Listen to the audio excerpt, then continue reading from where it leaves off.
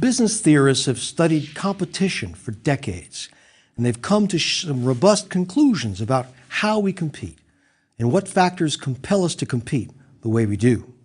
That's the topic of this lecture, the main types of business strategies.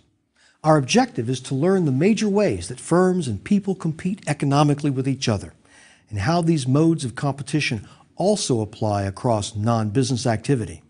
We also learn how to use this knowledge so that we might compete more effectively by obtaining what we call a competitive advantage. After this lecture, you should have a much better idea of how to position your business and position yourself successfully in competitive situations of all kinds. First, we look at the two main ways that businesses compete in the marketplace. This is your basic choice, what we call differentiation or cost leadership. Think of these two strategic thrusts as umbrellas, and we move freely under one or the other. Under these two big umbrellas, differentiation or cost leadership, we can do many things, many different things. We can apply tactics. We can focus on different parts of our value chain. We can joust with our opponents in shrewd ways. We can focus on a particular segment of a market. We can concentrate our resources in special and unique ways. But always, we find ourselves traveling in one of two directions, differentiation or cost leadership. Now, Michael Porter introduced this quite brilliant categorization back in 1980 in a classic work called Competitive Strategy. Let's have a look. First, let's have a look at cost leadership, and this is sometimes called the low-cost strategy. The objective of this strategy is to sell our products and services at the lowest price that the market will bear and make our profits on volume. We find ways to cut our costs and to attract value-conscious customers. Our target customers are motivated primarily by low prices. They usually don't have much loyalty to our brand, or any brand for that matter. They'll switch to a lower-priced product immediately. Now, if we produce a commodity such as crude oil, we're almost locked into this strategy. Commodities are difficult to differentiate. We can't attract more customers or charge higher prices by packaging our crude oil in colorful barrels or giving it a catchy brand name or by hiring Michael Jordan for our advertisements. Here's an example of the low-cost strategy in action. Most of us are familiar with the big box retailer Walmart. This company is one of the great icons of American capitalist success. With 6,000 stores and more than $250 billion in annual sales, Walmart is the world's largest retailer. Walmart has pursued almost exclusively a low-cost strategy. This has been reflected in its motto for much of its history, always low prices. Walmart's brand stands for something in the minds of its customers, and it has resulted from a consistent pursuit of its elegant business model. Make its profit on volume, stock its shelves in volume, and it obtains volume discounts. Squeeze its suppliers and pass the savings on to you, and you enjoy everyday low prices. But our inclination is to tinker with a successful model, sometimes for the better. But straying from a proven strategy without sound reasons is never a good idea. For instance, again, Walmart. Walmart has strayed from its core strategy on occasion as it tries to capture more customers. Nothing wrong with that. But this just muddies up the brand. It muddies up what people expect when they walk into the store. In 2007, Walmart shelved its 19-year-old motto and adopted a new motto: save money, live better.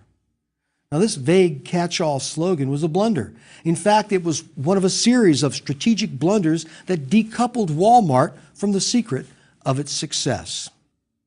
Walmart wanted to attract newer middle-income customers with more buying power, but it began to alienate its base, the blue-collar workers that had served as the backbone of its success. It changed its store layout so it looked, frankly, more like a Target store. It eliminated what it thought was clutter. It dropped more than 300 popular low-price items, and prices began to creep up. The new slogan didn't work, And even though there was a recession on, the low-price items were missing. And people, they hated the new store layout. After 3 years, Walmart chucked it all. And in 2011, the store brought back hundreds of items and advertised the fact in its stores with signs saying, "It's back." Walmart's tinkering with its formulas stopped, at least for the moment. Walmart went back to its roots in 2011 with its slogan, "Low prices, every day, on everything." Now, another firm tinkering disastrously with a winning low-price formula was the movie rental company Netflix. Netflix had begun offering DVD rental by mail and was trying to expand into on-demand internet streaming media. By early 2011, it had more than 23 million subscribers. Highly successful and blessed with phenomenal growth, Netflix in late 2011 made two incredibly bad strategic decisions. First, it arbitrarily raised its prices by 60%, and it offered a limp rationale that merely angered subscribers. Second, it split its services into two separate entities, streaming and mail order, and it set up two separate websites. As a result, Netflix lost almost 1 million subscribers, a discovery that Netflix commanded very little respect as a brand. Customers shopping on price left for competitors Amazon.com, Google, and Walmart, and Netflix stock dropped. The company, Netflix, immediately reversed track on the dual website idea, having learned, one believes, a valuable lesson about the importance of having and maintaining a core strategy at all times. Some products virtually demand a low-cost strategy to be used. Now, these products are called commodities. An example of product that demands a low-cost strategy is cement. Now, cement is a commodity. It's tough to differentiate cement. You can't alter its features in meaningful ways to appeal to customers. You can't sell scented cement or sell it in colorful, individually packaged servings or sell it with a freshness date stamp or such like. And this means that cement companies compete on price. Well, this isn't pleasant. Profit margins are low and the competition is fierce. Now, let's translate the low-cost strategy to the individual person competing, say, in the job market. When people search for a job, many of them unwittingly choose a bad strategy. They pursue a low-cost strategy when they should be pursuing a differentiation strategy. Picture a job hunter going into an interview. She walks in with a sign around her neck that says, "Hire me, I'll work for less." Now, this unfortunate soul is pursuing what is called a low-cost strategy. It means that she is competing on price and nothing else. Her price, of course, is her salary. It means she'll work longer hours for less pay. She unwittingly advertises herself as a commodity. Instead of the hard work of differentiating herself, she chooses the easy path of low cost, slashing her salary demands. She tries to undercut her competition by offering more of the same, but for less. Now, this seems foolish, doesn't it? Why would anyone want to compete this way? Everyday low wages. And yet many people do, especially newly minted college graduates, and even, at times, the more experienced of us. Even many professional companies fear to differentiate themselves, believing that they may lose the stray walk-in customer. Take the chiropractor, for instance. The old joke about chiropractors is that anyone with a back is a customer. Such an approach is a textbook low-cost strategy. With no differentiation between chiropractors, customers will seek out the lowest priced in the market. Thus, chiropractors are at the mercy of the dictates of supply and demand. They charge what everyone else charges, maybe a bit less.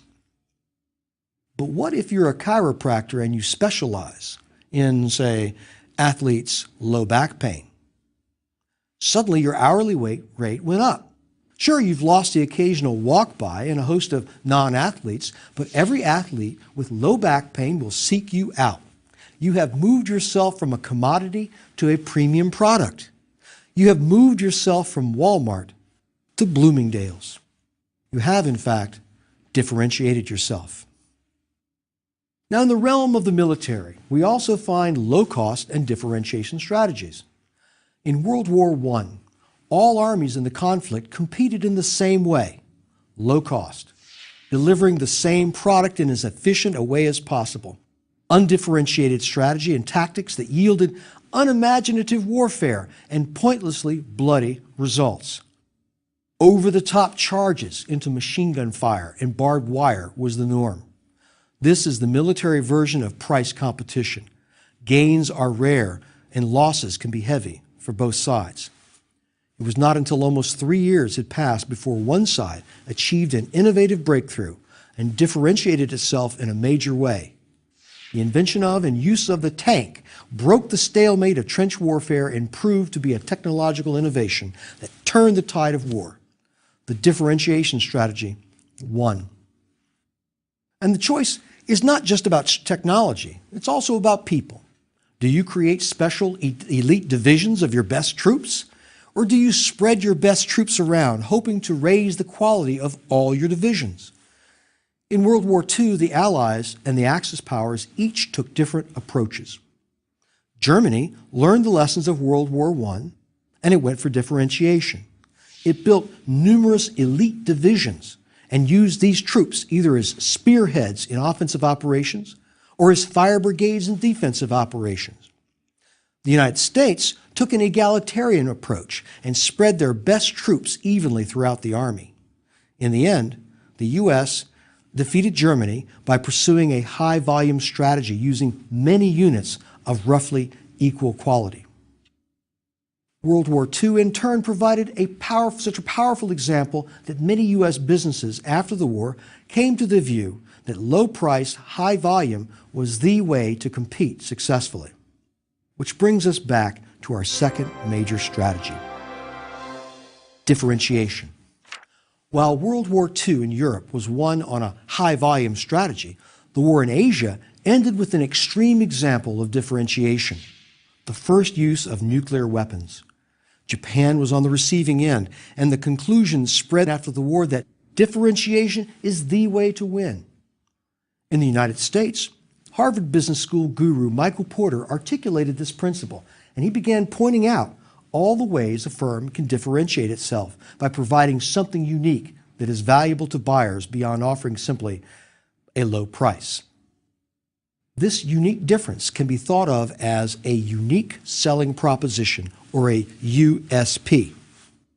Many firms make the common mistake of unfocusing their proposition, even to the extent that it's no longer unique.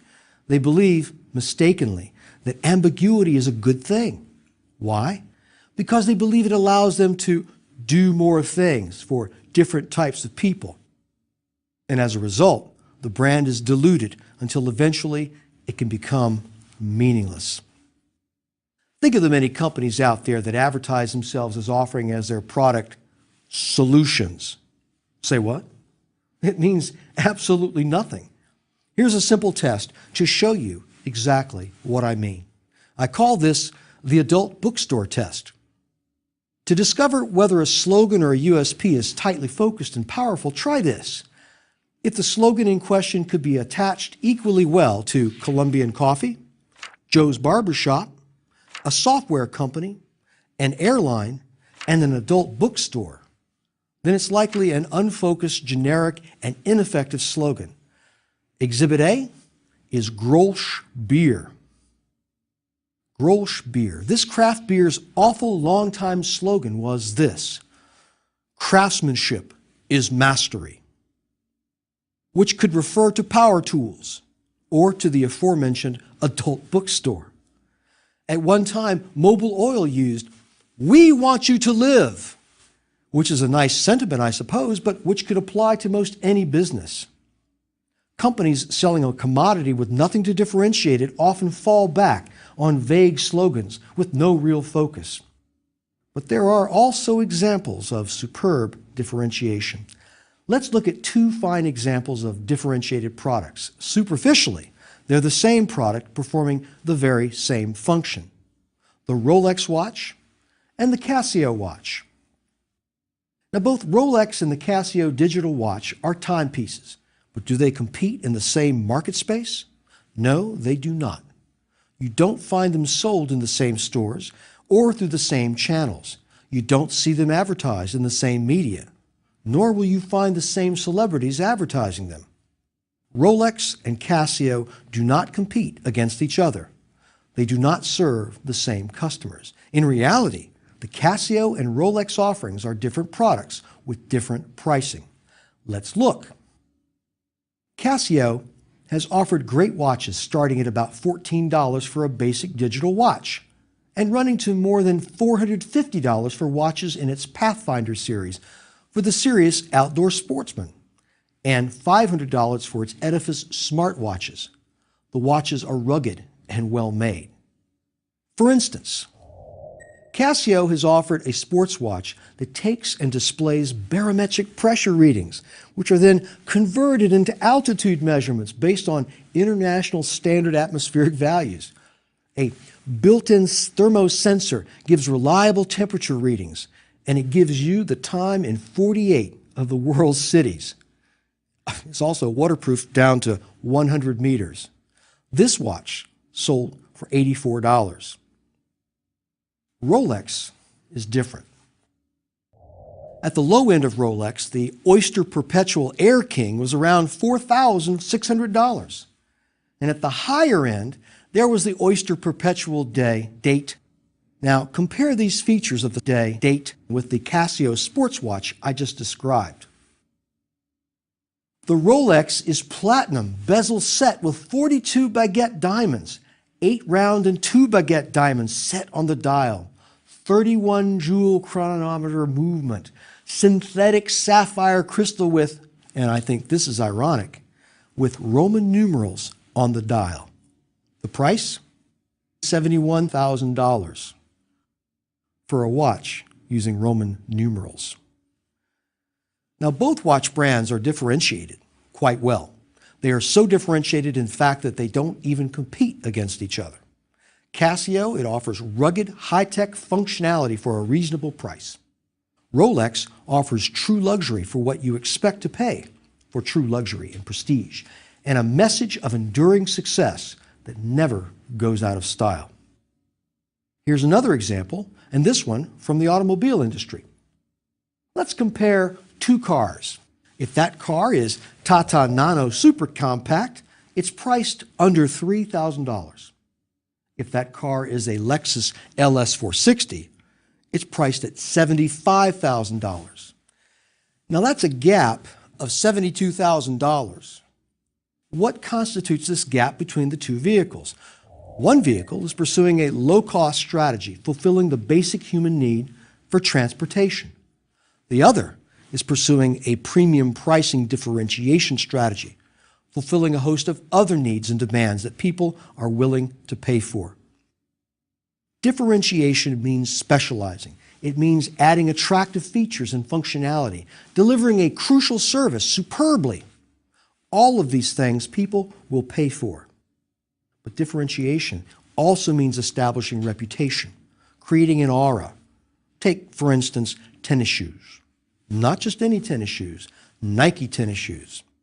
Here is a product that's differentiated by a carefully crafted reputation. This reputation has lent incredible value to the brand and to the logo. In this case, Nike and its swoosh logo and the stable of celebrities that endorse the shoes. Are Nike shoes truly worth up to $200 more than its competitor shoes, even when there's no qualitative difference? The answer is a resounding yes. The concept of worth has no meaning outside the people who establish worth with their preferences. So those Nike tennis shoes are worth exactly what people are willing to pay for them. Now, even outside the business world, the concept of a differentiation strategy has much to recommend it. In military confrontation, differentiation can win the day. In the latter stages of the Cold War, the United States military saw a renaissance of its strategic core. This change in strategy was the development of a new generation of differentiated technology and weaponry that the Soviets could not imitate. The Soviets were still competing in the era of ICBMs, or intercontinental ballistic missiles, manned bombers, and submarine-launched ballistic missiles, the strategic triad. The U.S. competed this way as well. Both competed mostly on volume. Until about 1983, when the Reagan administration announced the Strategic Defense Initiative. This was a radical departure from the previous Cold War military balance, which relied upon the old strategic triad. As Kennedy had done with the program to put a man on the moon, the U.S. consciously chose to utilize its existing advantages in basic scientific research and overall economic output to upend the strategic balance and create new sources of military advantage. While the U.S. public mostly debated whether so-called Star Wars lasers could actually work, just like in the movies, in reality, fixation on any single technology was never the point of strategic defense. Instead, SDI was really a set of advances across an entire spectrum of weapons systems. Advances in stealth technology and miniaturization led to the stealth bomber, the stealth fighter, cruise missile technology, neutron anti-tank weapons, and weaponized laser research. Together, they fundamentally altered the balance of power and accelerated the collapse of the Soviet Union. Development and deployment of new technologies broke the stalemate in the late 1980s, much as it broke the World War I stalemate of trench warfare and the World War II miasma of island hopping in the Pacific. The decision to compete differently in differentiated fashion achieved victory. And that brings us to one of the most difficult tasks in business, figuring out how to differentiate a commodity. It's tough, differentiating a commodity, but it's been done successfully, in many cases both well-known and not so well-known. Let's take the commodity product coffee. Coffee. Some people buy their coffee in plain white cans marked with the word coffee. It's a kind of ultimate commoditization. The product has a sameness about it, as does the package. Coffee in a can is a ground-up brown bean. Now, many people don't realize that there are two major kinds of coffee beans, Robusta and Arabica. Robusta beans yield coffee with a bitter taste, but the bean is cheaper and it weathers the elements better at harvest time. Arabica offers a mellow, rich taste, but it's more expensive and it's less hardy in the fields. Now, this difference between Arabica and Robusta beans hasn't proven enough to differentiate coffee in a meaningful way, especially when the folks at Maxwell House and Folgers mix the two types of beans. So here's how you differentiate coffee. Think Starbucks. Howard Schultz, CEO of Starbucks, differentiated coffee not by the product features, but by the way it's served. He created the concept of the Euro-style coffee house in the United States after a trip to Milan, Italy. He pioneered the notion that he could charge more for his more expensive Arabica bean coffee by serving it in a unique manner that fed into the notion of lifestyle. Starbucks, with its unique and low-key ambiance, became the third place for many people. By this was meant the third place in addition to home and work. Starbucks became a destination, not just a stop-off. By any measure, Starbucks succeeded stupendously following its 1985 debut. But by 2007, Starbucks had seemingly lost its way. With Howard Schultz gone for several years as CEO, others decided to do what many firms do when the goal of growth overrides all considerations of fundamental strategy. Starbucks decided to change the format of its stores to make it more inviting to other types of customers. In New York, for instance, the idea that hundreds of people were walking by the store every hour beckoned. These people might be enticed into the coffee shop with a wider selection of food and beverage. And so deli meats were added to the mix. And the store, once a haven for Euro-style craving young professionals, began to smell like a deli. By switching to a less differentiated strategy, it lost its distinctiveness and it began to lose customers. In effect, it alienated its core customers while making itself more like every other joint on the block. Deli meats? Starbucks also missed an even bigger opportunity to deepen its identity in response to the revolution in wireless network access. What Starbucks could and should have done was immediately offer free wireless access to deepen its status as the premier third destination, comparable to home and work. But Starbucks was slow to offer free Wi-Fi, and when it did, it was already trailing behind new competition from McDonald's and Panera Bread in embracing this important technology. Well, Howard Schultz returned as CEO in 2008, and under Schultz's revitalization initiative, Starbucks began to regain its cachet by going back to its roots and refining its unique selling proposition. Now, we've looked at differentiation and we've looked at cost leadership. There's the third path that a person or a business can follow, an offshoot of our two main strategies. And this consists in pursuing a highly targeted market and focusing your resources on serving that tight little segment, whether through cost leadership or through differentiation. And this is called the focus strategy. Focus is exactly what it sounds like. You slice off a narrow spectrum of the market and you focus on that segment. But this is much more than differentiation. Focus is a kind of hyper-differentiation. Here are some examples of firms that follow a focus strategy. Ethnic grocery stores, catering to the specific needs of a highly identifiable subsegment of the grocery industry.